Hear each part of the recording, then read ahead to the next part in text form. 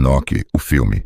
O que aconteceria se um único homem fosse arrancado do mundo dos vivos e levado a ver o que existe além do véu que separa o visível do eterno? Existe um livro que a igreja quase apagou da história, um texto tão antigo, tão perturbador, tão carregado de revelações, que durante séculos foi mantido nas sombras, copiado em segredo, preservado por poucos que entendiam o peso do que carregavam nas mãos, não porque fosse falso, mas porque era poderoso demais para circular livremente entre os que ainda não estavam prontos para ouvir o que ele tinha a dizer. Ele fala de anjos que abandonaram o céu, de gigantes que consumiram a terra, de segredos arrancados do cosmos e entregues aos homens antes do tempo, de um julgamento que já começou e ainda não terminou, de um trono que permanece firme enquanto o mundo abaixo continua desabando. E no centro de tudo isso, um único homem, um homem que não era rei, não era guerreiro, não comandava exércitos nem construía impérios, não tinha coroa, nem exército, nem riqueza que o separasse dos demais, mas que foi escolhido para ver o que nenhum ser humano jamais deveria ver. Escolhido não pela sua grandeza diante dos homens, mas pela sua fidelidade diante do céu. Esse homem era Enoque, e o que ele testemunhou não falava apenas sobre o passado, falava sobre nós. A Bíblia o menciona de forma quase incômoda na sua brevidade. Enoque andou com Deus e já não foi encontrado, porque Deus o tomou para si. É tudo uma frase, sem detalhes, sem explicação, como se as Escrituras soubessem que o que havia por trás daquelas palavras era grande demais para ser contido em alguns versículos. Mas os textos atribuídos a ele contam outra história. Uma história que começa muito antes do dilúvio, muito antes das grandes nações, muito antes da história que você aprendeu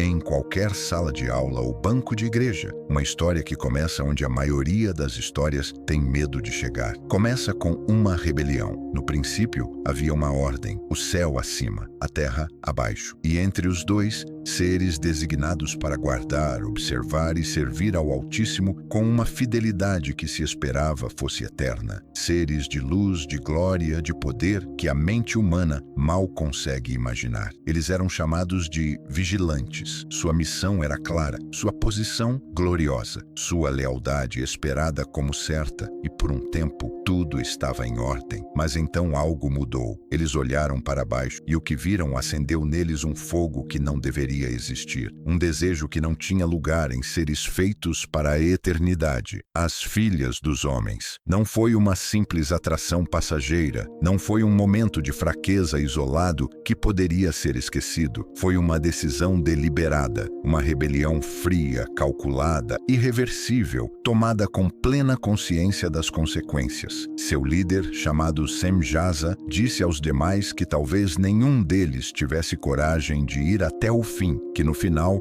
só ele carregaria o peso da culpa sobre os próprios ombros. Mas os outros responderam com algo ainda mais sombrio, com algo que revelava o quanto já haviam se perdido. Fizeram um juramento, um pacto de trevas selado com palavras que não podiam ser desfeitas. Iremos todos juntos para que nenhum possa voltar atrás. E assim, 200 anjos desceram do céu, 200 estrelas apagadas, 200 seres de glória que trocaram a eternidade por um desejo proibido, que trocaram o infinito pela brevidade de uma escolha que não tinha volta. Eles desceram sobre o Monte Hermon e ali selaram a própria condenação. Ali o céu registrou o momento exato em que a rebelião se tornou irreversível. Mas o que se seguiu foi pior do que qualquer queda individual poderia ser, porque eles não apenas violaram a ordem da criação ao se unirem a mulheres humanas, eles começaram a ensinar.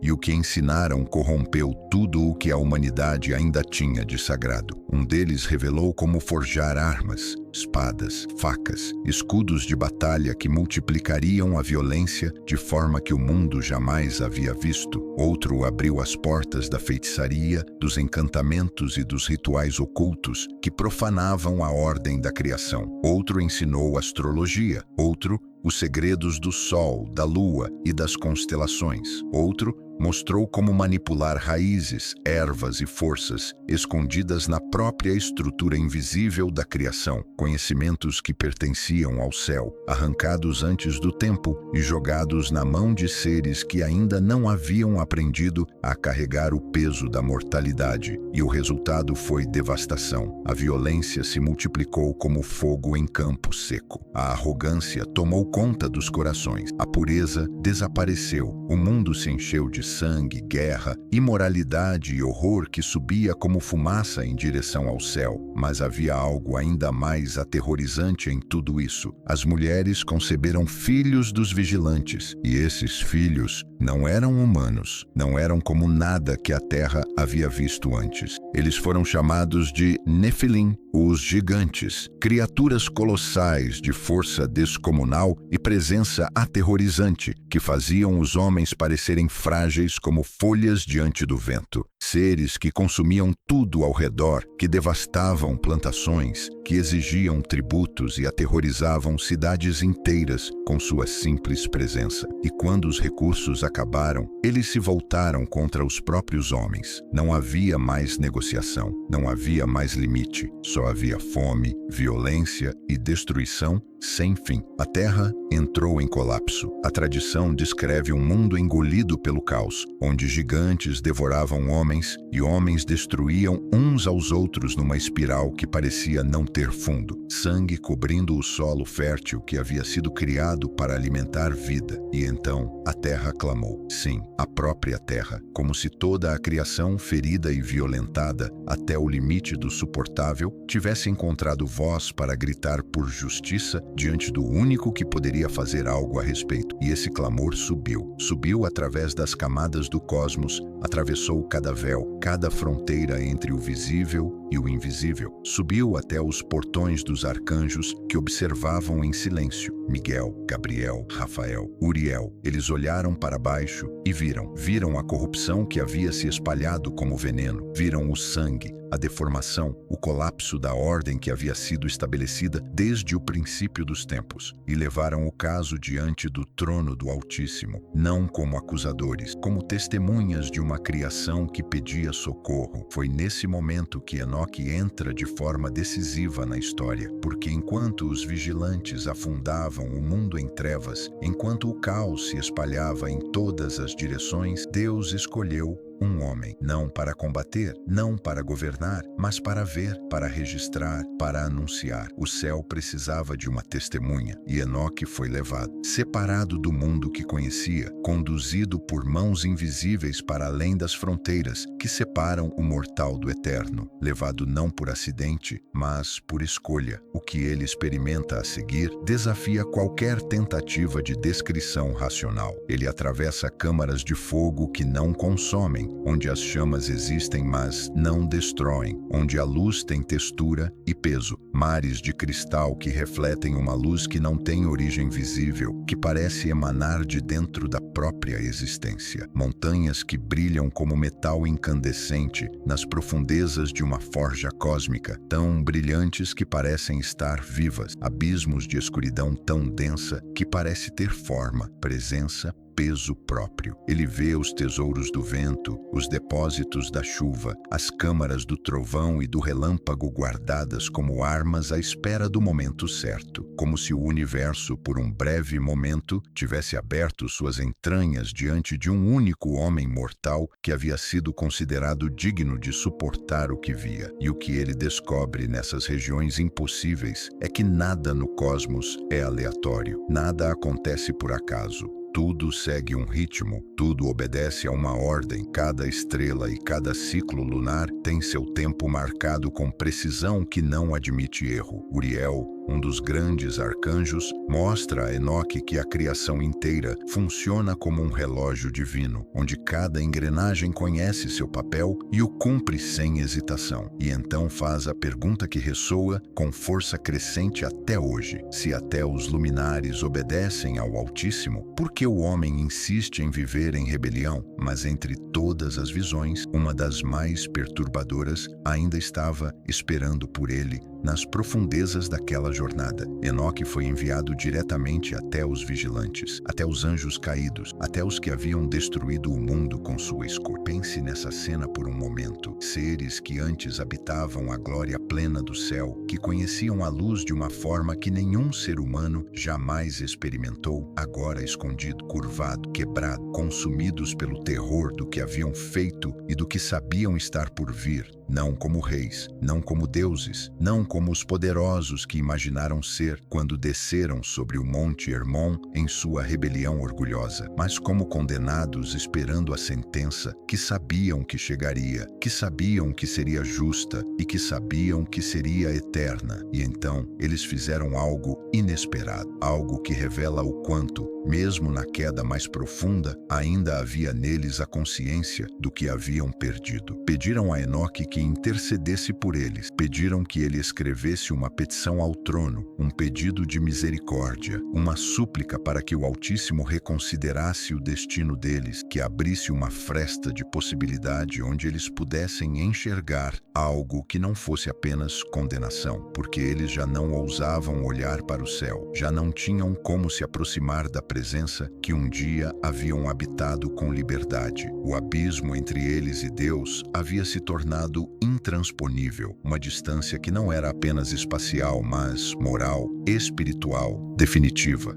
E mesmo assim, Enoque escreveu. Ele escreveu a petição dos condenados, carregando nas palavras o peso de um pedido que ele já sabia, no fundo, não seria respondido com misericórdia. E então subiu, atravessando novamente as regiões que havia percorrido, levando nas mãos o apelo dos que haviam destruído tudo. E no tribunal do céu, a resposta veio, devastadora, definitiva, sem apelo, sem concessão, sem uma única fresta de esperança para os que haviam cruzado a linha que não tinha volta. Vocês eram seres espirituais, santos e eternos. Com sangue de mulheres vocês se mancharam, com o sangue de carne vocês geraram filhos. Vocês, que eram originalmente espirituais, vivendo uma vida eterna e imortal por todos os séculos dos mundos, escolheram trocar isso pela brevidade da carne. Por isso não preparei mulheres para vocês. Essa não era a sua natureza. Esse não era seu destino. Não haveria perdão, não haveria restauração. Não haveria paz para os que haviam escolhido a rebelião, com plena consciência do que estavam abandonando. A sentença estava decretada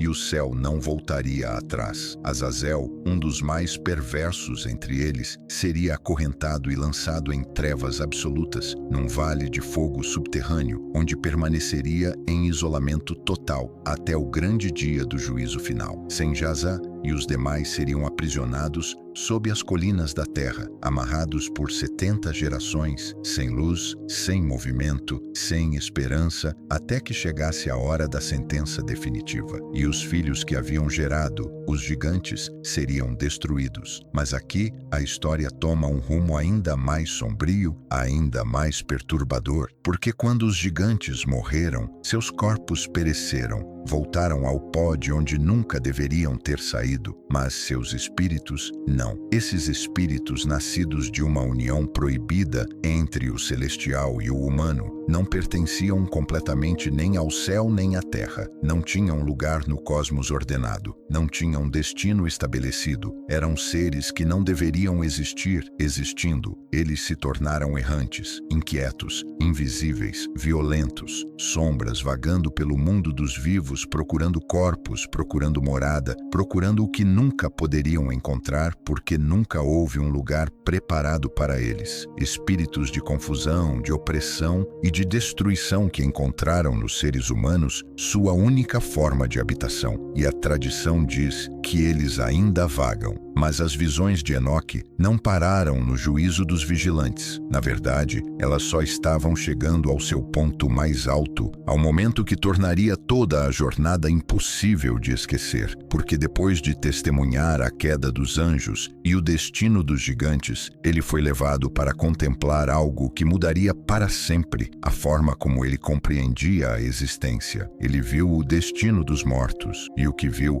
era uma realidade dividida, organizada organizada com uma precisão que revelava que a morte não é o fim de nada, apenas o começo de outra forma de espera. Não havia aleatoriedade depois da morte, não havia escuridão uniforme, não havia silêncio sem distinção, havia compartimentos, havia separação. De um lado, os justos, em um lugar de descanso, de luz suave, de uma paz que crescia enquanto aguardavam o que ainda estava por vir. Do outro, os ímpios, em um lugar de escuridão e tormento, com um peso que aumentava a cada momento que passava, sem que o juízo final chegasse. E havia ainda um terceiro compartimento para aqueles que sofreram injustamente, que foram assassinados, que clamaram por justiça em vida e não foram ouvidos pelos homens. Seus espíritos ainda clamavam naquele lugar, ainda pediam, ainda exigiam a conta que um dia seria aberta. E o céu, diferente dos homens que os ignoraram, estava registrando cada palavra. Enoque contemplou tudo isso com um terror reverente,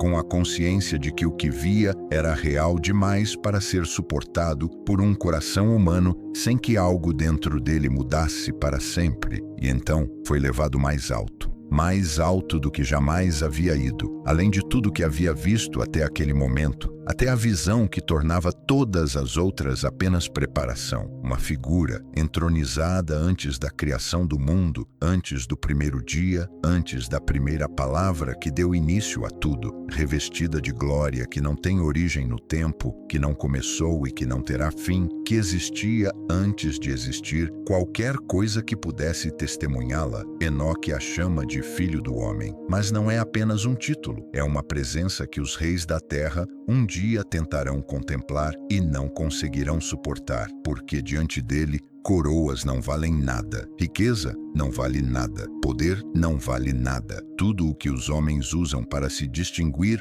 uns dos outros, tudo o que usam para se convencer de que são especiais, desaparece como névoa diante do sol. Enoque vê esse momento com uma clareza aterrorizante e impossível de ignorar. Os poderosos da terra correndo, procurando buracos nas montanhas, pedindo às pedras que os escondam, suplicando para que a escuridão os engula e os torne invisíveis diante daquilo que sempre souberam, no fundo, que chegaria. Mas não há esconderijo, não há refúgio, não há máscara que sobreviva àquele olhar que vê não apenas o que foi feito, mas o que foi pensado, o que foi desejado, o que foi escondido com cuidado nas câmaras mais profundas do coração humano, porque diante do tribunal eterno, tudo o que foi encoberto será revelado. Tudo o que foi mentido será desfeito como névoa ao amanhecer. Tudo o que foi escondido nas câmaras do coração humano será aberto como um livro diante de todos. E Enoque descreve livros no céu, registros, memórias eternas que não se apagam, que não se perdem, que não são afetadas pelo tempo ou pelo esquecimento, como se cada palavra proferida, cada decisão tomada, cada ato praticado na escuridão mais profunda estivesse sendo fielmente transcrito por mãos que nunca param de escrever e que nunca cometem erros. Isso assusta, mas também coloca tudo no lugar, porque se há livros, a injustiça não vence para sempre. Se há livros, o sofrimento dos justos não é invisível, não é esquecido, não se perde no silêncio indiferente do universo. Se há livros, o mal não terá a última palavra, por mais que pareça, por mais que grite, por mais que domine uma geração inteira. E é aqui que a narrativa de Enoque revela sua outra face, a face que transforma tudo o que veio antes em algo que não é apenas terror, porque ela não é apenas advertência, ela é promessa, ela é esperança com os pés fincados na realidade mais sólida que existe. Em meio ao caos, ele vê algo que nenhuma palavra consegue descrever completamente, algo que vai além da linguagem humana e ainda assim precisa ser dito. Ele vê a restauração, campos que floresciam novamente com uma abundância que o mundo corrompido havia esquecido. Árvores de fruto crescendo em solo que antes era árido e sem vida, luz sem sombra, vida sem corrupção, existência sem o peso constante da morte e da decadência que acompanha cada momento da vida humana. Ele vê a árvore da vida, não como símbolo nem como metáfora poética, mas como realidade aguardando o momento certo para ser revelada àqueles que foram considerados dignos de habitá-la, e vê os justos habitando nessa criação restaurada, em paz, sem dor, sem opressão, sem medo, sem a sombra constante do mal que acompanha a existência presente. Esse mesmo Deus que decretou o juízo dos vigilantes é o mesmo Deus que preserva os que permanecem firmes quando tudo ao redor pede para que cedam, porque antes que as águas do dilúvio cobrissem a terra, Deus revelou a Enoque que havia um homem justo que seria guardado, Noé. O juízo viria e nada o deteria, as águas subiriam e varreriam o que havia sido corrompido além do ponto de restauração. Mas a luz não seria apagada completamente, porque mesmo quando o mundo inteiro mergulha em corrupção, mesmo quando a escuridão parece ter vencido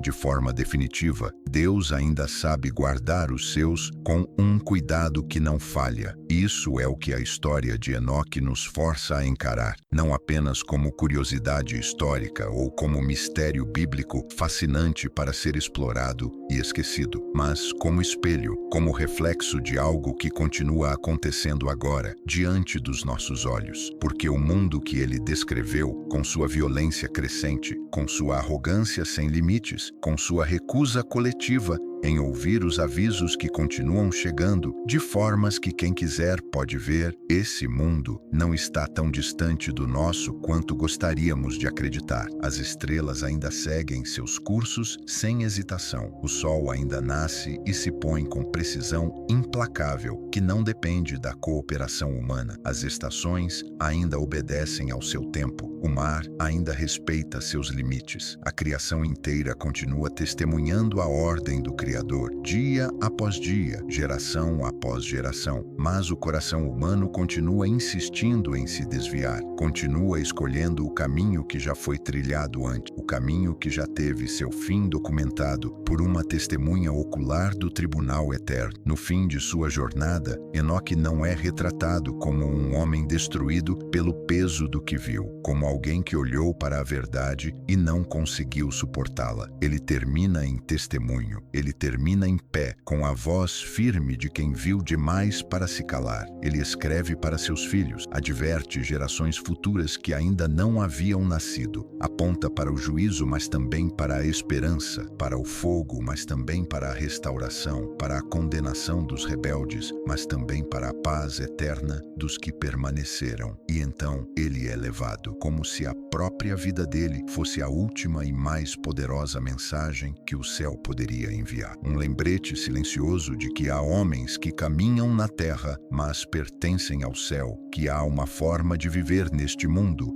sem ser consumido por ele, que há um caminho que não termina em julgamento. Enoque viveu em um mundo corrompido e não foi absorvido por ele. Andou entre seres humanos e andou com Deus ao mesmo tempo, sem contradição, sem compromisso, sem ceder à pressão de uma geração que havia decidido viver como se o céu estivesse em silêncio. Viu trevas e permaneceu fiel à luz que havia visto de perto demais para fingir que não existia. E talvez essa seja a razão de você estar ouvindo essa história agora. Não apenas para conhecer os mistérios de Enoque, não apenas para mergulhar nos segredos dos vigilantes, dos Nefilim, dos livros celestiais que registram cada ato de cada vida, mas para ouvir o eco de um aviso que atravessa milênios sem perder nenhuma de sua força. Os sinais continuam diante dos olhos de todos que quiserem ver. O relógio do céu continua avançando sem que ninguém possa pausá-lo ou reverter o que já foi registrado. Os livros continuam continuam sendo escritos, e a pergunta continua aberta, pesada, impossível de ignorar para sempre. Se o juízo viesse hoje, você estaria pronto? Porque Enoque viu o que nenhum homem deveria ver. E depois de tudo o que viu, depois de tudo o que carregou, depois de ter estado diante do trono e retornado com a sentença dos condenados nas mãos, ele deixou uma última mensagem ecoando através dos séculos com uma clareza que não envelhece. Os justos viverão em paz, mas os rebeldes não escaparão. O céu observa, a terra testemunha, e o fim não será silêncio, será revelação.